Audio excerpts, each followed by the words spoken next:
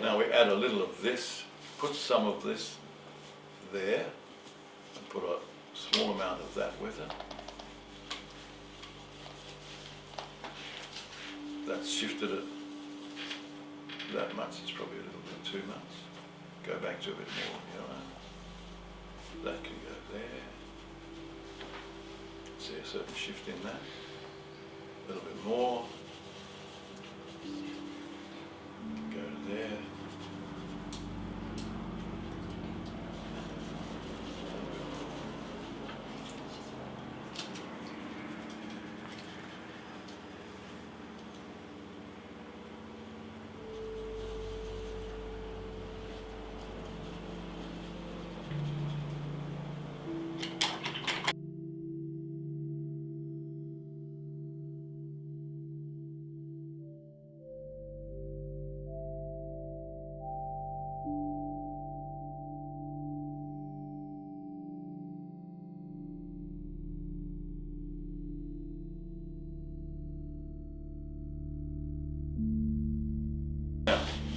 Red is going to be about there. I've taken up too much room there because the red's going to be about there. I'll just go back on this.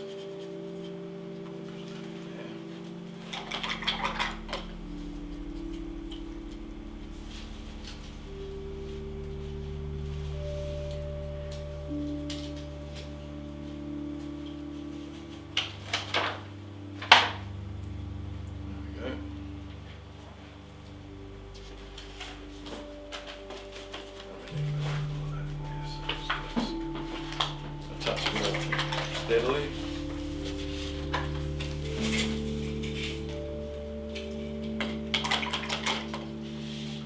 Now, I'm going to go then from red towards magenta.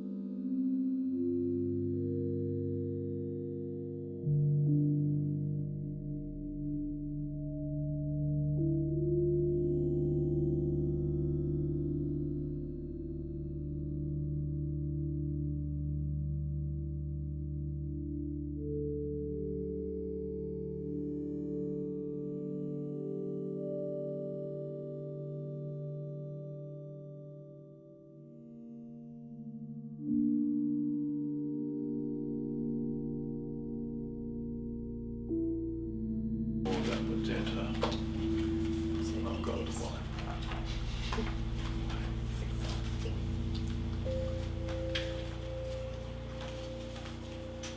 And when you're testing the colours, what do you look for?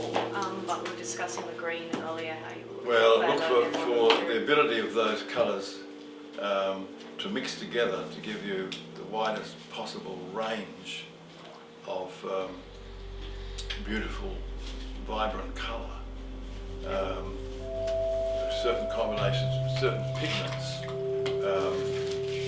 would be less, will make a sort of less beautiful progression than others. There's some white in it. Yeah, but it was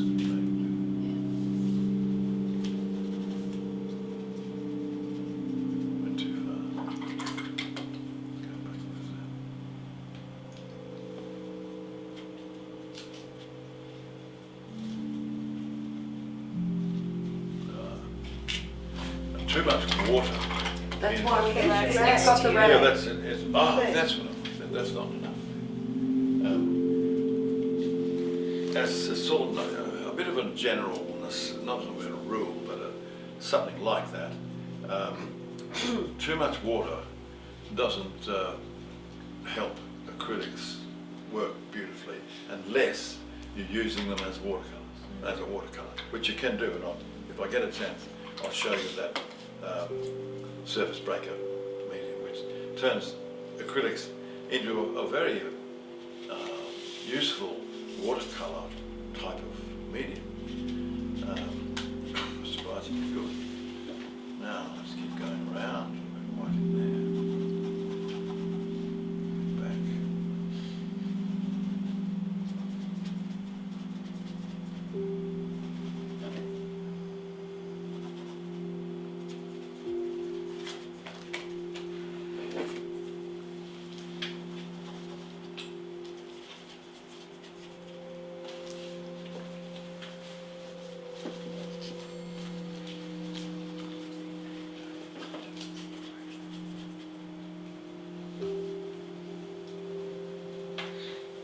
Now we're at about that point, so I can put that, a little bit of that back in there.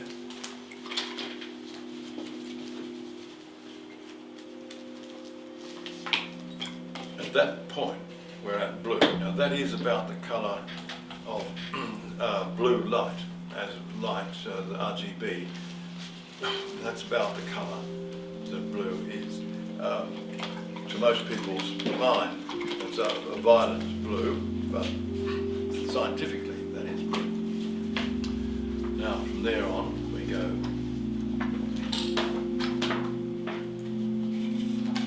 one step past. Now when we've got to here and we go one step past, we introduce a little bit of phthalo and we start moving around. Oh, too far.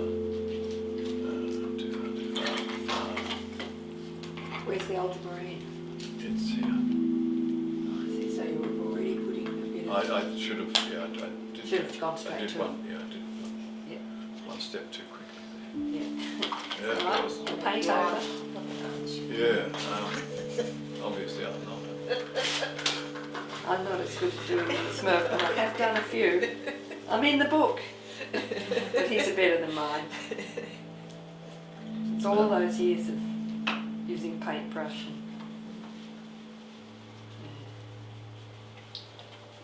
I learnt a lot in fashion, but it's nothing like having all those years and years of actually using a tool. You certainly learn stuff. Here we've got, I'll get another palette now. Here we've got the phthalo blue, more or less straight as phthalo blue. Can I ask why you mixed white with the magenta or? Well, it just Yeah. brings it down. The colours are too dark to see the hue easily. Oh, right. We see the hue better when it's slightly lighter. So now we've got to phthalo blue and we're coming round now towards green. So from here on, we start moving towards the green.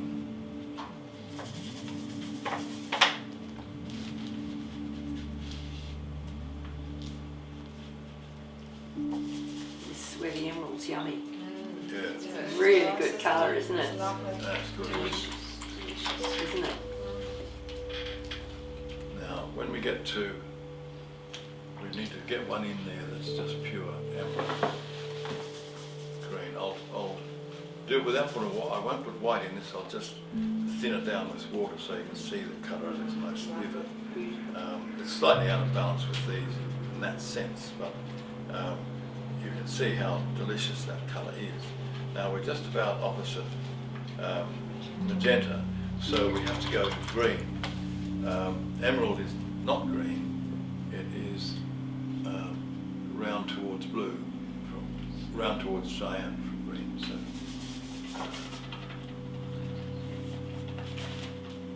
Like emerald at 130. yeah, so that's That's 120. 120. Yeah, 120 now. 120 now. Yeah. It's 120 now. Or? Yeah, Is that 120. the amount you're doing now, but the emerald. But So that's perhaps slightly to yellow, a touch more of this in it, not too much.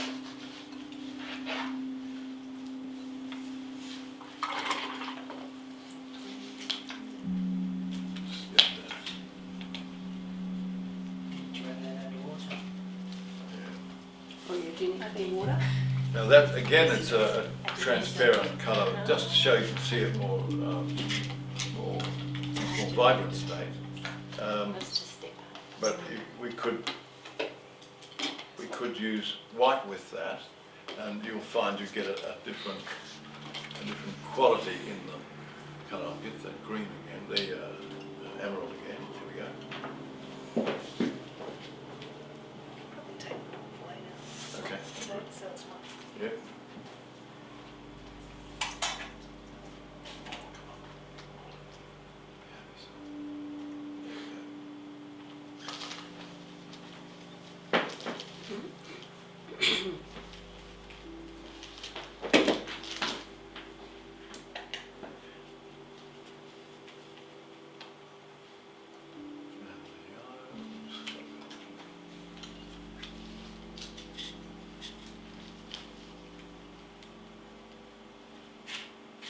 Get some, I don't want to get that really low.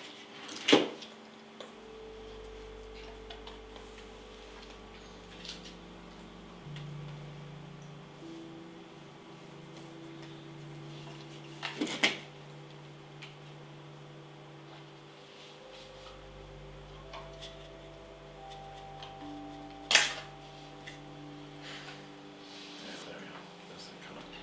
Now, we could put a bit of white in that and do another one just alongside that. Let's just show you what happens when we lighten it with white rather than with water.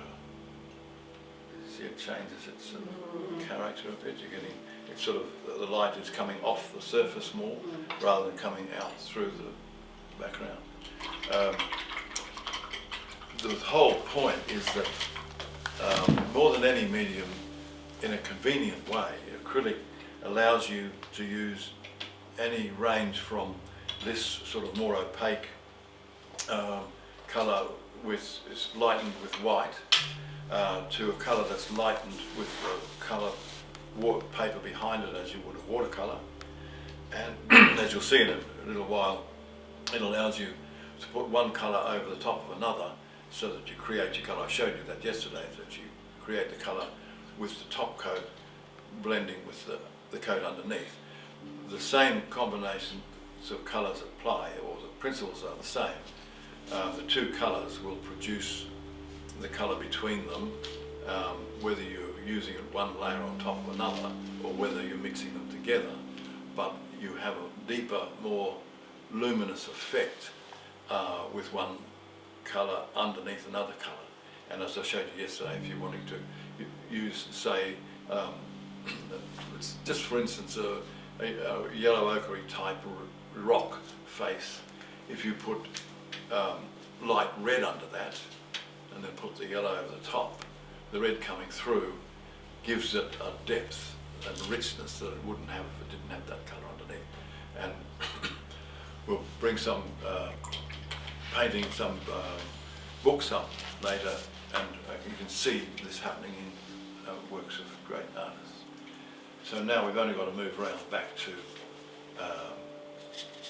yellow, so we just add a little bit more yellow in that.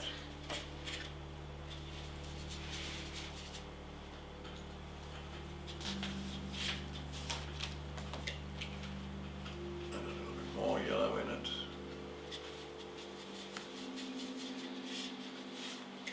Yeah.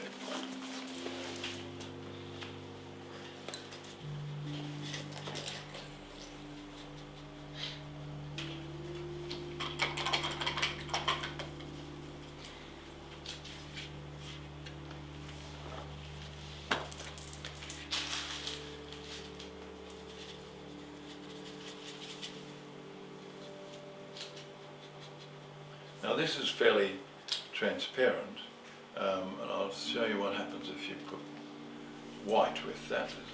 White, we've got two palettes, a bit confusing.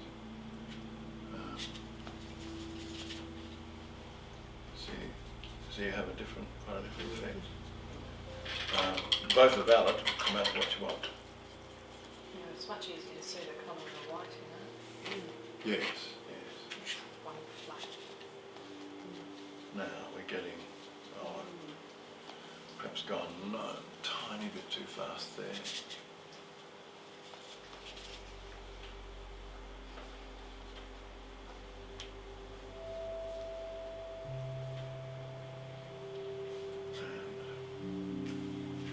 This one. Yellow.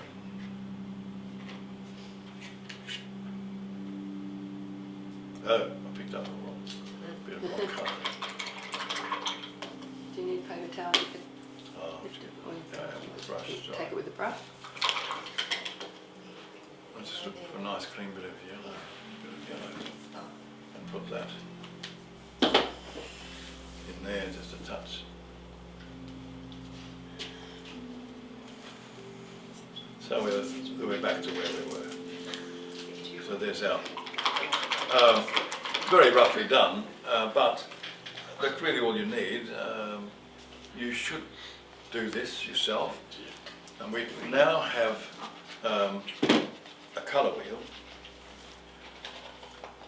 and it's not exactly circular, but slightly different shape. That's all right. It doesn't matter because it's only convenient that it's a circle. And if it's not a perfect circle, well, you'll have to forgive me. Now, the point is, we can go from one point to another through the wheel, and if we were to go directly across from one point to another point, such as from the yellow to the blue, in the middle the colour's grey and that line is straight. There it is there. If we want to use one of these other ones, let's say one that would be about 20 degrees away, 30 degrees away perhaps, or 10 degrees away, generally a shift of 10, 20 or 30 degrees works better, as I explained yesterday, because the resultant progression goes greyer as it goes to the middle, but never actually reaches grey. So the colour that's going to come out of the picture, if you're doing that, is going to give you a light that's over here. So if you're going in a curve like this, say from there to there, then you're going to get this sort of light out of it, depending on which you make dominant. If these colours dominate in their proportion, then this is the light you're going to get out of it. If these colours dominate in their proportion, then this is the colour you're going to get out of it. So you can say, let's say you're looking at your subject. Again, you're in the landscape, or you have someone sitting for you, and you're working as a painting. It doesn't matter. It's still the same. All the things are the same in terms of colour. If you look at your subject, now I'm looking again over at Pascal. It took a second to get there. If I was looking at Pascal from here, then again that lovely blue-grey top connects beautifully with her skin colours, and there would be a background of some sort in there. Now, in this case, it's a lot of different containers of colour, which could be very interesting, but it won't be as easy to explain as it would be if we had, let's say, a wooden wall behind that, or panelled wall that was varnished wood, pine or something like that. Then that colour would connect with Pascal's skin, and the blue would be the lesser amount of colour. So the colour that's going to, the light that's going to come out of it is this, and this is going to be the dominant colour. If we went for the blue, then we're over here, and the skin colour is here, and that will make a curve like that, and in here these colours are getting, they're a grey version of these. So if you made a range of colours from there to grey, you'd get this colour on the way. And so that would be the light. Therefore, if we wanted to introduce another colour, and let's say this is what dominates because of the wall colour and her skin colour, then a colour like this could come into that and look perfectly right. It'll sit, because it's sitting with its own light, and it'll be perfect. You won't see anything wrong with it. But if we put something like that in there, then it's going to be, you think, what's that there for? The mind doesn't like something that doesn't make sense. We're always, all the arts are dealing with the human mind. Marion, before you do that, I was just wondering if you'd like to put magenta, yellow, green. You sometimes do that. Put the names of the colours, the 6 points: yellow, blue, cyan, magenta. Okay, yeah. I just Yellow. thought, Yeah, sure. And it usually does this. So. Well, orange is in here. Yeah, orange. Red. Red is there. Yep. Magenta. Yep. And violet is about there. And this is blue. Cobalt is there, sort of cobalt type blue. And cyan is there, opposite the red. Cyan. I shouldn't have put that there. And the green is opposite the red, and they're complementary. Sorry, the cyan is opposite the red, and the magenta is opposite the green. The magenta and the green are complementary, yes. Right. And put G for green. Okay, all right. Yep. Will do. We don't really have a name for between yellow and green except lime. Well, green. Does anyone know what a name of? I've been trying to think what it is. Well, green, yellow. Green, yellow is the best way of describing it, isn't it? Okay. Now, let's just have a look at what happens on a path. If we were to go from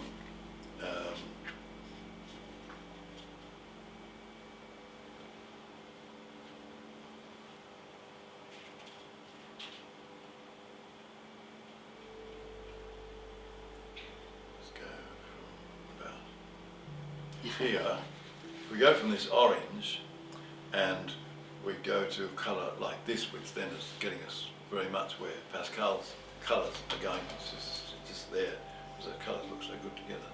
And we need some white, plenty of white. Would you like a new plate, no? Yeah, oh, this one here. This will do.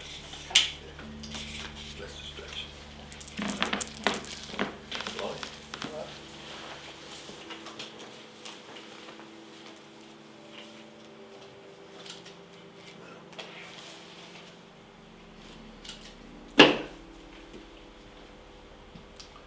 Now we'll mix up. Leave that. Oh, Your yes. paint's there. Yeah, that's it. Oh, gee, did I get paid on that?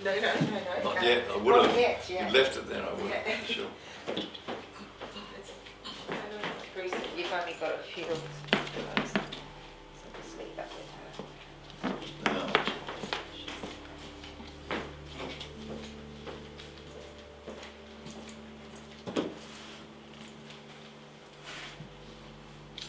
and we use that orange.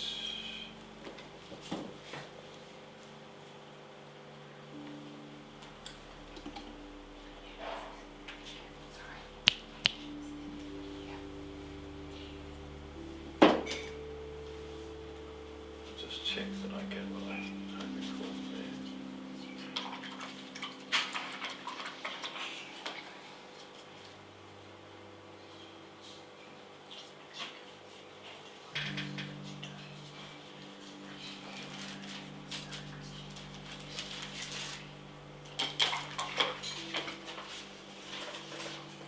I'm going to increase the violetness in that by adding a bit of magenta to it. Colours follow they behave according to the paths on the plotter very well, but there are some, let's say, chemical type reactions that take place which shift the colour a little bit, and then when you're working with this, if you find that you're expecting to get a colour here and you find that you've got one closer to here, that is to do with the pigment itself. There's a shift sometimes. Remember, pigment is reacting to light, and with ultramarine, there's a tendency with ultramarines when they're mixed with reds to not quite follow this path. They'll tend to come down too far towards the grey, and that is a tendency with ultramarine. It's just the nature of the pigment. When it's mixed with that sort of colour, its violetness tends to drop out. Colours do that. It's like when you darken yellow, yellow is in light, it's a combination of red and green. When you darken yellow, the red drops out more quickly than the green, and so the tendency is for the greyer versions of yellow to look greener than they would, because that red dropped out of the system in your vision. Now, get this. That's better.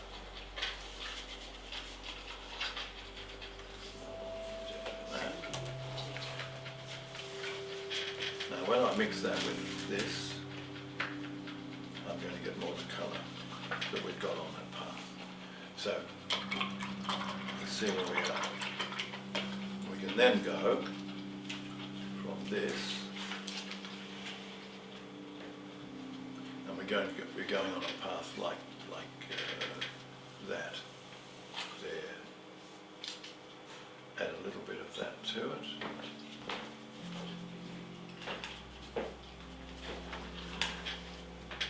Add a little bit more of that to it.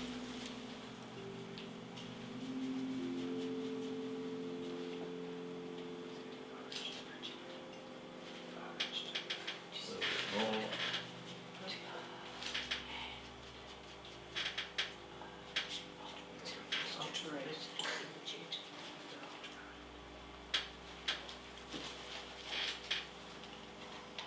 That should be more magenta.